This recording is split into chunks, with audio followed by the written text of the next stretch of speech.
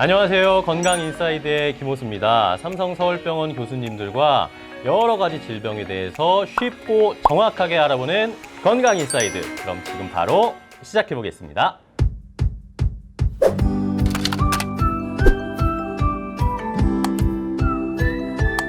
자, 오늘은 경동맥 협착에 대해서 알아볼 텐데요. 이 어려운 내용이니까 오늘 특별히 삼성서울병원의 정종원 교수님과 함께 이야기 나눠보도록 하겠습니다. 교수님, 안녕하세요. 안녕하세요. 반갑습니다. 삼성서울병원 신경과에서 뇌졸중을 진료하고 있는 정종원입니다. 아우, 훈남이시네요. 죄송합니다. 죄송하시다요. 감사합니다. 감사합니다. 자, 오늘 함께 해주셔서 너무 감사하고 저희가 어려운 이야기를 또 쉽게 풀어주실 선생님을 모셨으니까요. 좋은 이야기 부탁드리겠습니다. 자, 그러면 첫 번째로 우리 경동맥에 대해서 정종원 교수님과 이야기를 나눠볼 텐데, 사실 이 경동맥이라는 게 어려워요.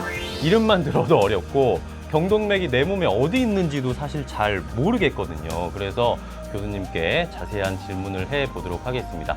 자, 일단 첫 번째로 건강검진을 갔을 때 이 경동맥 초음파 촬영을 했는데 그런 이야기를 들으셨대요. 경동맥 협착 아니면 경동맥이 막혔다, 이런 진단을 받고 내원하시는 분들도 굉장히 많다고 들었거든요.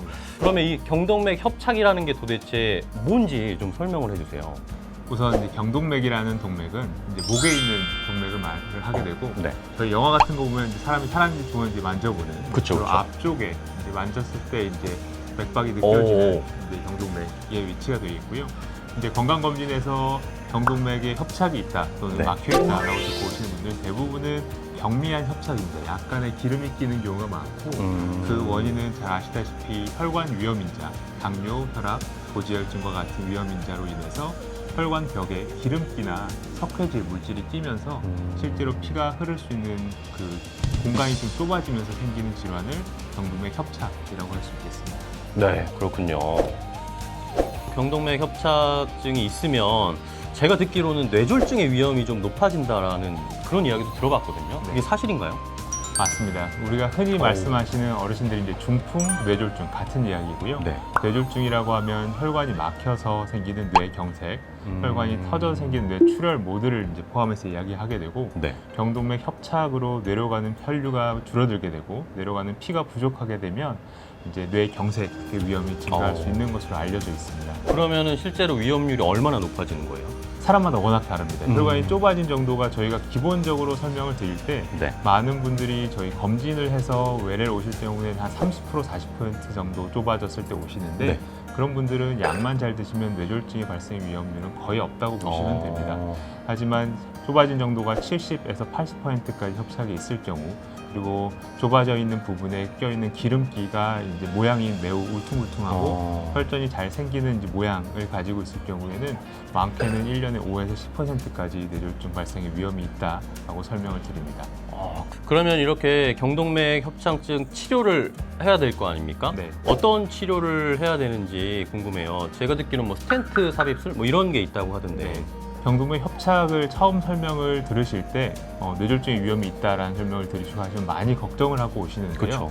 말씀하신 스텐트 치료 같은 경우는 경동맥 협착이 70에서 80% 정도 심하게 좁아지신 경우에 저희가 이제 고려를 하게 되고요. 그러지 않고 50% 미만 또는 약간의 벽이 두꺼워져 있다, 이런 경우에는 고지혈증 약이라든지 약물 치료로 충분히 혈관 상태를 유지하거나 호전되게 할 수 있습니다. 그래서 스텐트 또는 이제 혈관을 열어서 기름기를 뽑아내는 수술을 할 수도 있는데, 그런 경우는 좁아진 정도가 심한 경우이기 때문에 흔하지는 않습니다. 역시 미리 발견하고 빨리 치료를 받는 게 더 중요하겠네요. 그러면은 약물 치료도 좀 궁금해요. 약물 치료는 어떻게 진행하나요? 기본적으로 이제 기름기가 끼는 거기 때문에 피 안에 있는 나쁜 콜레스테롤, 잘 아실 겁니다. LDL 콜레스테롤 수치를 낮추는 게 이제 첫 번째 치료가 되겠고요. 네. 그것도 예전 같은 경우는 스타틴이라는 종류의 약제만 존재했지만, 최근 들어서는 에제티마이브라든지 주사제라든지 여러 가지 약물의 옵션이 많아져서 그 약물로서 첫 번째로 이제 혈관에 낀 기름기를 줄이는 치료가 되겠고, 좁아진 정도가 심하거나 아니면은 혈관에 껴있는 기름기가 울퉁불퉁하거나 혈전이 잘 생기겠다, 그리고 환자분이 당뇨, 그리고 혈압과 같은 다른 동반된 혈관 위험인자가 많을 경우에는 네. 아스피린 계열의 항혈소판 제제를 쓰면서 그 그쪽에 혈전이 안 생기게 하는 치료도 동반할 수 있게 되겠습니다. 네, 약물 치료의 종류나 이 경과에 따라서도 여러 가지 방법이 있군요. 이 경동맥 협착증의 원인 중에 하나가 아까 고지혈증 때문이라고 네. 말씀을 해주셨잖아요. 근데 고지혈증에 또 특효가 있는, 효과가 있는 약물이 바로 아까 또 언급해주신 스타틴이라는 약물입니다. 그런데 이 스타틴을 좀 걱정하시는 분들이 계세요. 네. 부작용이 있어서 걱정하시는 분들이 계신데 실제로 어떤 부작용들이 있나요? 중요한 말씀을 해주셨습니다. 네. 저희가 고지혈증 약을 많이 쓰게 되고 그 약이 가지고 있는 장점이 많지만 실제로 환자분들께 약을 처방해드리면 걱정을 많이 하시는 게 매체나 인터넷에서 고지혈증 약을 먹을 경우에 근육이 손상이 온다 라든지 간이 나빠진다, 혈당이 올라간다, 모두 실제로 그 약을 복용하시는 분들에서 아주 드물게 확인되는 부작용입니다. 잘 알려져 있는 부작용이고요. 네. 대부분의 고지혈증 약을 먹게 될 경우에는 평생 드시게 되는 경우가 많습니다. 환자분들이 인식하시기에 평생 먹어야 된다는 개념보다는 체질적으로 평생 드시는 게 도움이 되는 분들이 많아서 그런 분들은 부작용에 대해서 더 많이 걱정을 하시게 되는데요. 그렇죠. 실제로 저희가 약을 처방하게 되고 한 3개월 후나 2개월 후에 피 검사를 하면서 저희가 그분의 간 수치, 혈당, 그리고 근육 효소 등에 대한 검사를 하고 그런 부작용은 체질적으로 이제 있는 분들이 있습니다. 약이랑 잘 안 맞는. 하지만 그 비율이 매우 낮습니다. 약을 써서 생기는 부작용 역시 약을 중단하게 될 경우에 모두 다 호전될 수 있는 가역적인 것이기 때문에 너무 걱정을 안 하셔도 되고요. 스타틴 이외에도 콜레스테롤 수치를 낮출 수 있는 약들이 많기 때문에 다른 약으로 조금씩 조절하시면 됩니다. 그리고 무엇보다도 약간의 부작용이 있다고 하더라도 이런 고지혈증 약을 복용함으로써 스타틴을 복용함으로써 심장마비나 뇌경색을 예방하는 이득이 워낙 크기 때문에 환자분에게 맞춰서 약을 부작용이 적은 걸 찾아서 드리긴 하지만 약 자체에 대해서 이게 이득이냐 손실이냐는 것은 약간의 부작용이 있더라도 이득이 훨씬 더 크다라고 생각하시는 게 약 자체에 대해서는 맞는 설명일 것 같습니다. 자, 그러면은 이 스타틴이라는 걸 장기 복용해도 괜찮아요. 아까 말씀해 주신 것처럼 네. 어떤 분들은 체질적으로 계속 드셔야 하는 분들도 계시다고 하셨잖아요. 네. 괜찮을까요? 저 같은 경우도 약을 먹고 있는데 아, 그러세요? 네, 이제 체질적으로 물려받으신 분들이 많습니다. 간단히만 설명을 드리면 약간 비만기가 있고 식단에 문제가 있는 운동 안 하시는 분이 많으실 것 같지만 실제로 똑같은 음식을 먹더라도 간에서 나쁜 콜레스테롤을 생성해내는 게 사람마다 체질적으로 다릅니다. 그러니까요. 교수님 되게 말하셨는데. 저는 고지혈증 약을 먹어야 됩니다. 어머님한테 물려받아서. 그래서 가족력이 있으신 분들 약을 드셔야 되고 약을 드시는 거의 기준은 뭐 운동, 음식 모두 조절할 수 있지만 어느 정도 자신의 유전적인 체질이 들어갑니다. 그래서 그런 체질인 분들은 예전 같았으면 이런 약이 없었을 때는 심장마비, 뇌경색으로 빨리 돌아가실 거고요. 그렇죠.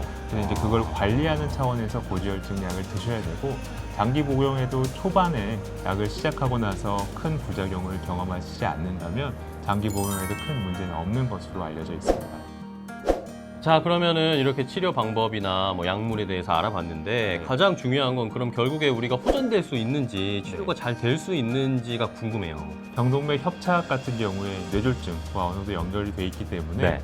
그리고 이제 약을 처방하는 의사로서는 저희가 검사를 하면서 계속 혈관이 좋아지는 것을 보시는 환자분들 보는 게 사실 의사들도 큰 기쁨입니다. 그래서 콜레스테롤 약을 쓰면서 피 안에 나쁜 기름기를 빼주면 실제로 경동맥 초음파로 초기에 35% 협착이 있다. 그런 분들 1년, 2년 뒤에 해보면은 25%, 10% 이렇게 협착의 정도가 호전되는 경우가 많습니다. 네네.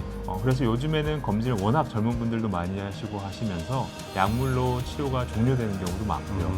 그리고 이제 늦게 확인되시는 분들도 있습니다. 검진을 잘 안 받으시다가 80% 협착으로 저희 외래에 오시면 그때는 바로 저희가 스텐트 시술을 하거나 수술적 치료로 혈관을 넓혀드릴 수가 있고 그 뒤로도 약물을 잘 복용하시면서 그 상태를 유지할 수 있기 때문에 경동맥 협착은 관리가 가능하고 치료가 가능한 병이라고 생각하시면 되겠습니다. 말씀해 주신 것처럼 빨리 발견해서 네. 또 우리 삼성서울병원에 와서 치료를 딱 받으시고 그 다음에는 이제 건강한 식습관, 운동으로 또 관리를 쭉 해나가면 충분히 치료 가능하다, 건강해질 수 있다라는 거 알려주셨습니다. 자, 오늘은 경동맥 협착증에 대해서 삼성서울병원 정종원 교수님과 함께 자세하게 이야기를 나눠봤는데요. 여러분들이 이제 조금 아시겠죠? 궁금증이 풀리셨죠? 교수님 오늘 너무 감사합니다. 네, 감사합니다.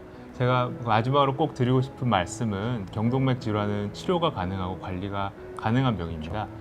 검사를 두려워하시거나 외면하시지 마시고 본인이 가지고 계신 혈관 위험 인자 등에 맞춰서 경동맥 초음파 검사 등을 잘 받으시고 가까운 의원이나 병원에 내원하셔서 잘 관리하시기를 꼭 권해드리고 싶습니다. 자, 삼성서울병원 유튜브 구독자분들이 모두 건강해지는 그날까지 저희는 건강인사이드 계속 다음 편에 또 찾아뵙도록 하겠습니다. 고맙습니다. 감사합니다.